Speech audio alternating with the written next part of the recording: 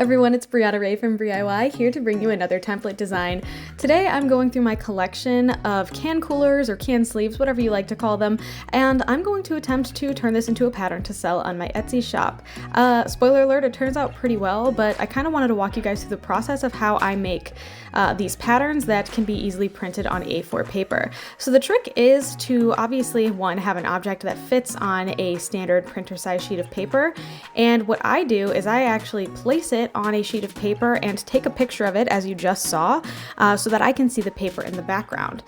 What you'll do then is go into whatever art program it is that you use. You can use Microsoft Word. Here I'm using Procreate, and very simply you are just going to change the canvas size to the same size as your printer paper, so that would be 8.5 by 11 for me, and you're just going to expand the picture out so that the 8.5 by 11 sheet of paper in your picture spans the whole 8.5 by 11 canvas. That way you know that when things print out, they're going to print out at exactly the right size.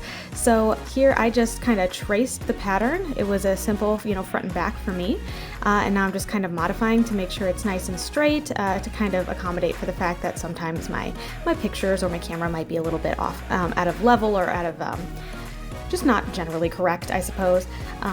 This is a very simple pattern that you can either copy it on fold or simply cut out two different copies. One for the front, one for the back, and sew everything up. And I also found that it was pretty easy to do one for both a slim can and a standard size can. So I decided to do both, and I think it would just be a cool idea to pop this on my Etsy store. So I actually have kind of a funny story about this just while I'm kind of tweaking my design here. You can do this in Microsoft Word, number one. There is like a kind of a free-form line option that you can use that I've used plenty of times, and it makes super easy SVGs for cut files, just as kind of a pro tip. But so I did actually already post this on my Etsy shop, and I'll be honest, it's been pretty popular. Seems like a lot of people really wanted these like can cooler templates, specifically sewing templates. And when I originally posted them, I didn't have any seam allowance on them because I make these with foam, which doesn't fray. So I didn't add any seam allowance. I kept it pretty standard. I did end up kind of having to repost it because the owner of koozies, I had advertised them as can coolers / koozies, and the owner of the actual koozie company that makes the branded koozies took my listing down, and honestly 100% my bad. I did not even realize that it was trademarked. Something I've learned very much recently, especially as I've been kind of selling things online more in my Etsy shop, journals on Amazon and so forth, is how many things are trademarked that you have no idea are trademarked. The term bullet journal is also trademarked, so I couldn't sell a bullet journal planner. I ended up changing it to a habit tracker planner and all this, and so I had to change this to a can sleeve or a can cooler. And I just thought that was kind of a funny story, but as you can see here, I'm kind of getting everything all settled up, and I'm making sure that it's at the right DPI so it prints nice and easy, making sure it's cropped to the right size. From here, I was able to head into Canva, created a template of the same kind of A4 size, that 8.5 by 11, and I simply uploaded my image in here. So since I had two pictures on here, I wanted to crop them, again, making sure and very seriously that I did not change the size of these at all, even while I was rotating. This was kind of the hard part, I guess. I do have Canva Pro, so I was able to remove the background, or you could simply, export the image without a background. That would have been an option. I spent a lot of time here trying to figure out if I could fit the full back-to-back template on a single sheet of paper, and I found maybe just barely I was able to do the standard size can, but overall it really just didn't fit, and I definitely wouldn't have been able to make the slim can work, so I decided to do kind of a side-by-side look instead, a front and back, or you could simply obviously put it on the fold.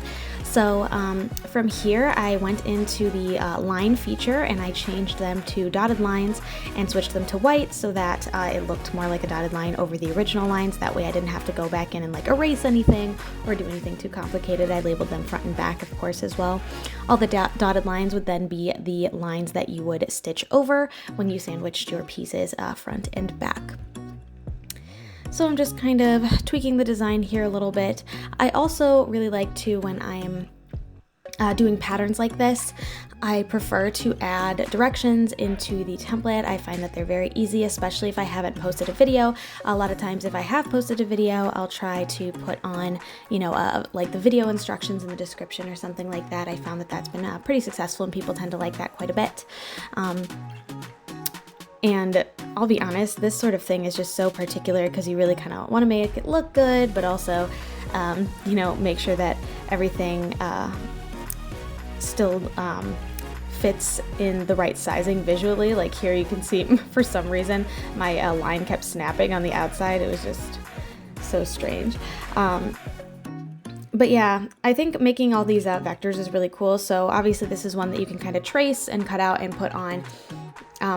This is a foam design here. Like I said, I did update the pattern after it was taken down, and I re-uploaded it with some seam allowance because I found people were, messaging my Etsy account and saying things like, hey, does this have seam allowance? It doesn't look like it in the picture. And I said, no, it's planned for foam. And I actually, lost a couple of sales that way, and it wasn't too crazy of an adjustment to kind of add that seam allowance back in there. I ended up just adding, I think, even a 1/2 inch all the way around.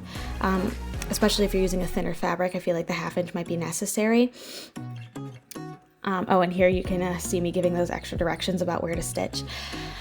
But yeah, I did end up reposting it, and it's done pretty well since I've posted it back up. I do feel bad that I awkwardly got that copyright strike on there, but I've been having a really good time kind of posting all of these templates that I kind of think all the time, hey, I really wish I would have had something like this, or that I didn't have to make it myself. But if I have the means to make it, it's not such a bad thing to sell them.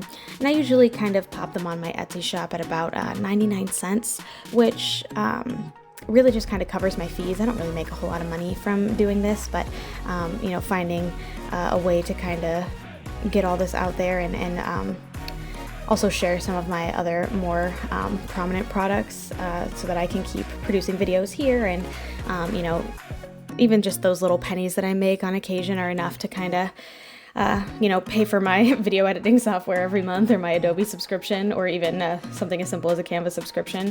So if you're interested at all, feel free to check out the Etsy shop. Shameless self-promotion in the in the description box. And here I'm doing the slim can, same kind of deal. I really love Canva. I will say I honestly have no idea how I managed to exist without it up until this point.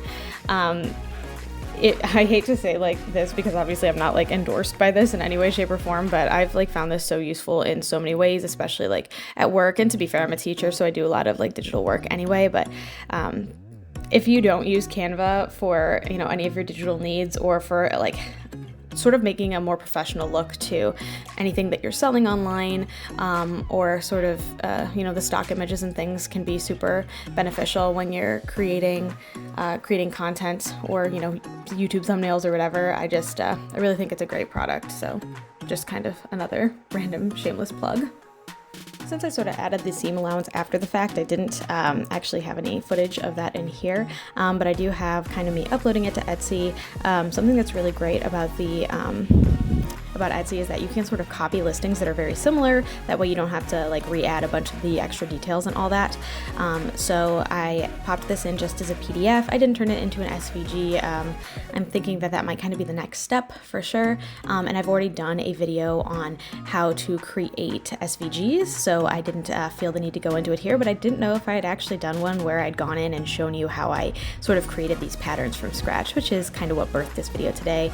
But this is kind of, me adding in my tags and all that. Make sure that your tags are easily searchable. I found the eRank website is pretty helpful in kind of figuring out what keywords are going to get you some more sales. And I'll be honest, this I think was just a pattern that a lot of people were looking for. So definitely use those programs that'll tell you what's selling particularly well, because you'll be shocked kind of what holes are in the market, I guess.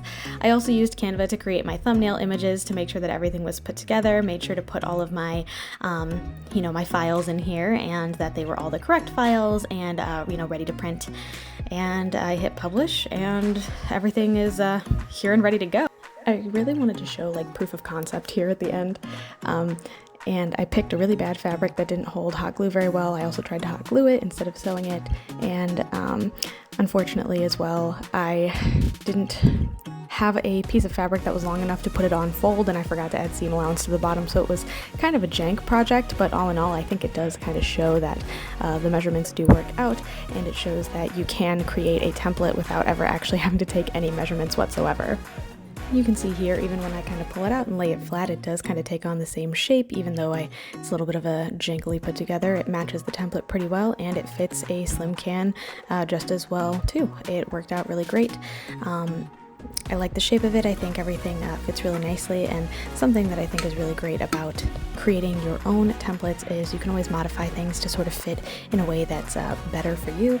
So you can see actually here in this example that I have this slim can cooler that I already had, and it is so tight, and not that that's necessarily a bad thing, it keeps my can in there, but it definitely gave me some drama getting it in and out, as opposed to the one that I made, which has everything slip in nice and easy. So with all of that said, I wanted to thank you so much for watching. If you like what you saw, feel free to like and subscribe. I do put out new videos every Sunday at noon Eastern Standard Time, and I would love for you to be here for the next one. Thanks again so much, and I hope to see you then. Bye!